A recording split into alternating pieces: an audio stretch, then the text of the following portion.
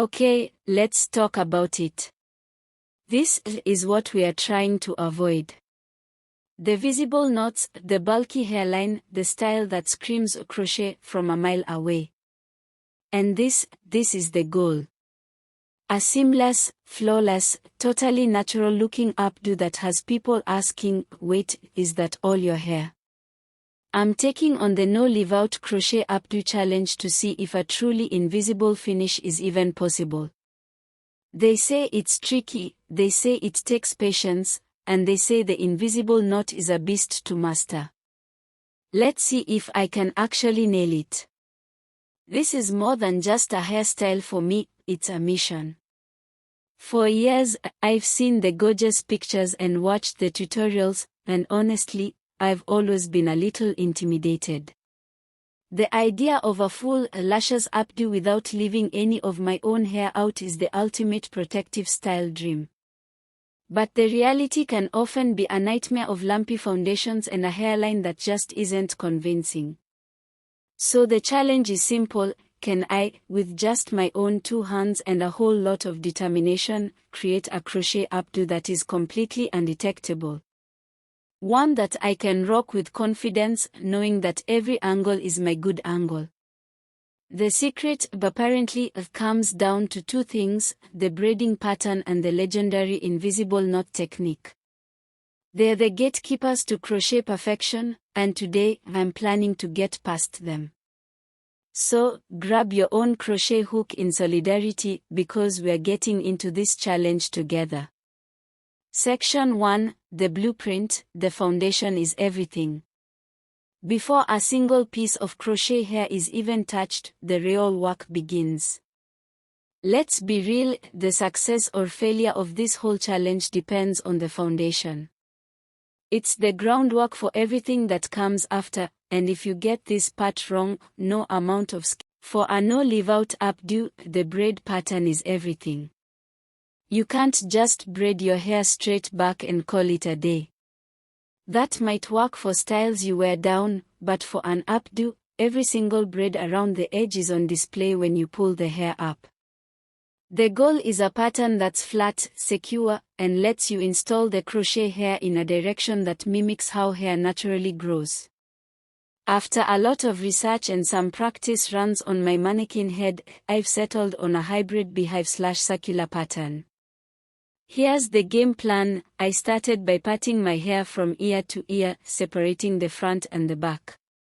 Right at the nape of my neck, I've made 2 rows of small, individual plaits. This is such a key detail for updos. These little braids at the bottom allow for total flexibility and a supernatural look when the hair is pulled up. No tension, no weird pulling, and the crochet hair I install on them will move just like real hair. From there, I started my cornrows, braiding upwards in a circular, beehive motion. I'm connecting the individual plaits from the nape into these cornrows as I go, making sure everything is anchored and seamless.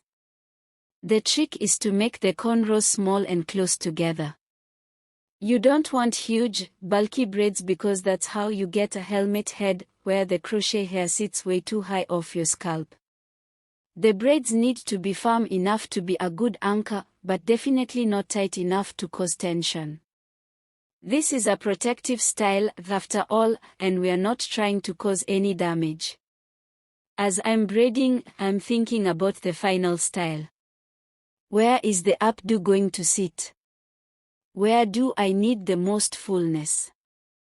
The circular pattern helps with this, since it naturally directs all the hair towards one point at the crown, which is perfect for a high puff or bun. For the front, I've just continued that circular pattern, braiding the cornrows back and away from my face. The braids right at my hairline are extra small and neat. Now, for the materials. The hair you choose is just as important as the braids. For this challenge, I've picked a kinky curly texture. I'm using 3 packs of the MAYD Cuban twist braid in a natural black color. I went with this texture because kinky and curly hair is incredibly forgiving. It helps hide knots like a charm and gives a really realistic, natural volume. Silky, straight hair is pretty, but the knots are much harder to hide. This Cuban twist hair has a slightly rougher texture, which is a good thing. It means the knots will grip better and won't slip. My tools are simple: my trusty latch hook, a pair of sharp scissors, and some clips to keep things sectioned. I also have a light scalp oil handy. Before I even started braiding, I made sure my hair and scalp were clean and moisturized. A protective style is only protective if you're actually caring for your hair underneath. I put in a leave-in conditioner and sealed it with oil to make sure my hair stays hydrated. With my foundation laid and my tools ready, it's time to face the beast, the invisible knot. Mastering the invisible knot. This is the moment of truth. The invisible knot, also called the invisible roots method or the knotless crochet method, is what separates a good crochet style from a great one. It's the magic trick that makes it look like the hair is growing right out of your scalp. If the braid pattern is the foundation of the house, this knot is the master craftsmanship that makes it a home. Without it, you get those telltale bulky knots at the root, and the whole no leave out dream just falls apart. The standard crochet knot is fast and easy, but it's just too bulky for a style like this, especially around the hairline. It creates a little bump that's impossible to hide. The invisible knot, however, is designed to lie completely flat, with the knot hidden under the cornrow, making it pretty much undetectable. I'm going to break this down as clearly as I can, because getting this down is the absolute key to the challenge. I'm going to start on a braid in the middle of my head to get in a rhythm before I tackle the super important hairline. First, I prep the hair. I'm separating a pre-looped piece into a smaller, more manageable strand. Using smaller pieces is so important for this. Bigger chunks mean a bigger knot, which defeats the whole purpose. So, a small, fluffy piece it is. Now for the knot itself. I take my latch hook, latch closed, and slide it underneath the cornrow. This is a key difference: don't go through the middle of the braid, go cleanly under it. Next, open the latch. I hook the small piece of crochet hair onto it, folding the hair in half over the hook to make a loop. Close the latch securely over the hair so it doesn't snag. Now, gently pull the hook back through, under the cornrow, until a small loop of hair, maybe an inch or so, is on the other side. The two tails are still on the original side. Here's where the magic happens. I release the hair from the hook. Now I have the loop on one side of the braid and the two tails on the other. I take my latch hook again, but this time, I push it through the loop I just made. Open the latch and grab only one of the two tails. Just one. This is the most critical part. In a normal knot, you'd pull both tails through. By pulling only one, you get a much smaller, sneakier knot. Close the latch over that one tail and pull it all the way through the loop. As I pull, I gently guide the knot with my other hand, encouraging it to tighten and slide down so it sits underneath the cornrow. You can give both tails a little tug to secure it in place. What you're left with is two strands of hair coming out of the braid, with a tiny, secure knot totally hidden. It looks like the hair is sprouting right from my scalp. Let me run that back one more time, because repetition is everything. Slide the closed hook under the cornrow. Hook a small, folded piece of hair on and close the latch. Pull back under the braid until you have a small loop. Release the hair. Push the hook into the loop. Grab one of the two tails with the hook. Close the latch and pull that single tail all the way through. Gently tug both tails to tighten and hide the knot under the braid. When I do it right, the result is honestly breathtaking. It's clean, it's flat, and it's exactly the illusion I'm going for. It takes a little longer than a standard knot, maybe an extra 5 or 10 seconds each, but the payoff is huge. This is not a technique you can rush. Patience is everything. If a knot feels wrong or looks bulky, it's better to just take it out and do it again. A few minutes of fixing it now is way better than finishing the whole style and hating it. I'm practicing this motion over and over in the middle of my head, and my hands are starting to get it. The movements are becoming less clunky and more fluid. Slide the hook, pull loop, insert, grab one tail, pull through, tighten. It's like a little rhythm. Okay, I'm starting to feel more confident. The scariest part of this challenge is starting to feel manageable. Now for the real test, doing this perfectly across my entire head, especially along that all-important hairline. With the technique figured out, it's time for the marathon, the full installation. This is where endurance, patience, and a really good podcast come in. The goal now isn't just to know the invisible knot, but to replicate it hundreds of times with precision. This is the real test of will. It's so easy to get lazy, to start taking shortcuts with bigger hair sections. I decide to start installing around the perimeter, right at the front hairline. This might seem like jumping into the deep end, but it's strategic. The front is what everyone sees first, and it's what I'll be staring at in the mirror. I want to use my freshest energy on this critical area. If I can get the hairline perfect, it'll motivate me to keep going. I take a tiny piece of the Cuban twist hair, even smaller than my practice ones.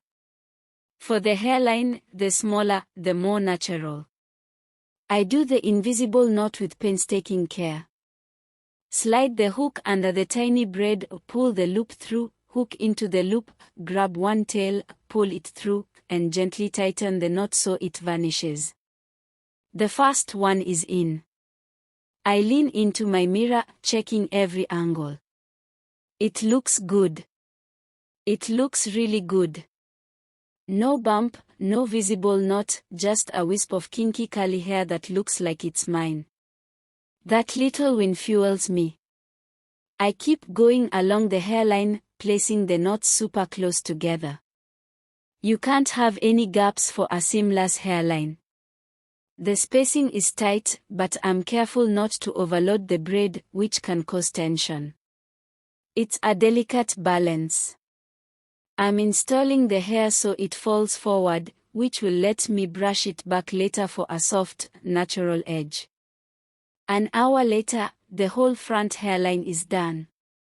I feel a huge sense of accomplishment, but I know I'm only about 10% done. Now, I move to the back, to those individual plaits at the nape. I use the same meticulous technique here. These knots are just as important for making the updo look natural from behind. As I work my way up the back of my head, I let myself speed up a tiny bit. The muscle memory is kicking in. But this is also where I hit my first real struggle. I've reached the curve of my head where the beehive pattern gets tighter. The braids are closer, and the angle is just awkward. My first few knots in this area feel clumsy. The knot wants to sit on top of the braid instead of tucking under. I'm finding it hard to get the hook in at the right angle without snagging the next braid. It's frustrating. For a second, I'm tempted to just do a regular knot and think, it's in the middle, no one will see it. But I can't. That would be cheating the challenge. Deep breath. I put the hook down and stretch my fingers. I rethink my angle. Instead of coming from the side, I tilt my head forward to get a more direct, downward angle on the braid. I also decide to use an even smaller piece of hair. I try again. Slowly. Deliberately. slide, hook, pull loop, insert, grab one tail, pull through. This time, I use my fingertip to physically push the knot under the braid as I tighten. And it works. The knot disappears. It took a few tries, but I figured it out. It's a reminder that knowing the technique is one thing, but adapting it to your own head is a whole other skill. I keep installing, moving in that circular pattern towards the crown. I'm paying close attention to spacing, leaving about a finger width of space between knots in the main body of my hair. The fullness of the kinky curly hair will easily cover these gaps, and this stops the style from getting too bulky and heavy. That's a classic crochet mistake. Too much hair looks unnatural and puts a lot of tension on your scalp. Hours are ticking by. My back is starting to ache, my fingers are sore, but I'm in the zone. I finished the entire back and sides, then all that's left is the very top of my head. The final push. I focus on making this area full since it'll be the base of my updo. The knots are close together again for a dense, voluminous foundation. Finally, the last piece is in. I put down my hook and lean back. The installation is done. My head feels full, but not heavy. I run my fingers over it and I can't feel any major bumps. The process was long. The final look, the verdict, and the maintenance. This is the moment we've all been waiting for. The hair is in, every knot is tied, but right now, it's just a beautiful, kinky, curly mane. The final act is to turn it into that elegant, flawless updo I was dreaming of. This is the payoff. I stand in front of the mirror, take a deep breath, and start fluffing the hair with my fingers, separating the curls and waking up the volume. I'm not using a comb or brush, that would just cause frizz. Finger styling is all it needs. Now, to create the updo. I lean forward and start gathering all the hair, starting from the nape and working my way up. This is the first real test. As I sweep the hair up, I'm checking the perimeter. Is anything pulling? Are any braids showing? I look closely at the back. Those individual plaits at the nape are doing their job perfectly. The hair is moving freely, and the hairline looks so natural. There's no harsh line. It just looks like my hair pulled up. I keep gathering all the hair to the crown, right where I packed it in for maximum fullness. The smooth beehive pattern lets me gather it without any weird lumps. I'm holding this massive ponytail of curls and I can't help but smile. It feels secure and balanced. To hold the updo, I'm skipping a regular hair tie. Instead, I'm using a long, stretchy headband. I wrap it around the base of the ponytail a few times for a firm but gentle hold. This distributes the pressure and keeps the puff secure without that cinched mushroom look.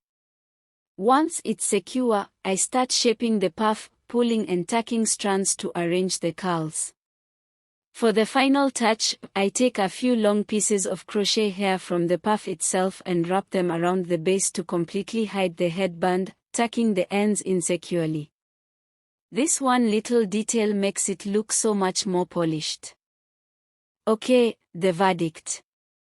I grab a handheld mirror for a full 360-degree inspection. I check the front, the sides, and most importantly, the back. I look at my hairline up close, searching for any sign of a knot. There are none. The invisible knot technique worked. The hair looks like it's sprouting right from my scalp. I check the back again, and the illusion holds up. It's seamless, full, stylish, and completely believable. So, to answer the big question, can you nail a perfect crochet updo with no leave out? The answer is a huge, resounding yes. It is absolutely possible. It was tough, it took a lot of time and commitment, but the result is more than worth it. The keys were definitely that flat, strategic braid pattern and a perfect invisible knot. There are no shortcuts to this kind of finish. That's the end of today's video. Thank you so much for watching. Make sure you do like, share and subscribe. Find links below for my favorite products. See you on my next one.